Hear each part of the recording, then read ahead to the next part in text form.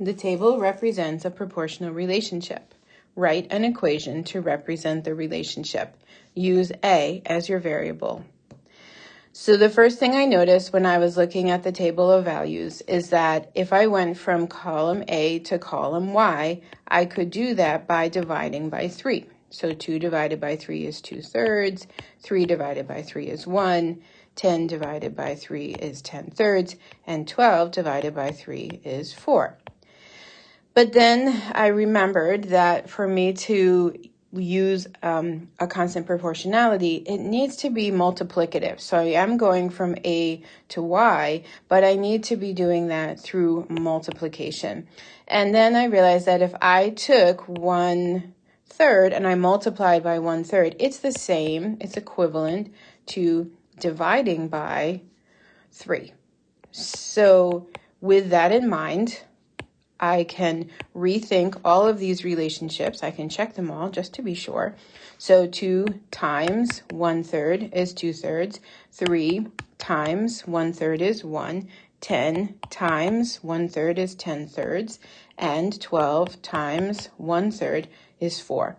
So I do now have my constant of proportionality.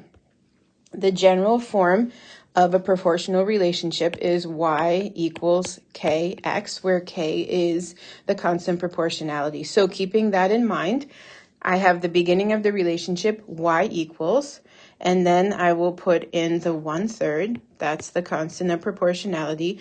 And we're not going to use x, we're going to use a because the problem says use a as your variable. So now I have my equation, y equals 1/3 a. If you chose y equals 0.3a for your answer, you were totally on the right track. But 1/3 is not equal to 0.3. And I know that sometimes we get kind of sloppy and we say, oh yeah, 1/3, 0.3. That's not true. So 1/3 is equal to 0.3 repeating to infinity, forever. And 0.3 repeating is larger than 0.3. Just even think about that. 0.33 is larger than 0.3. And this repeats forever.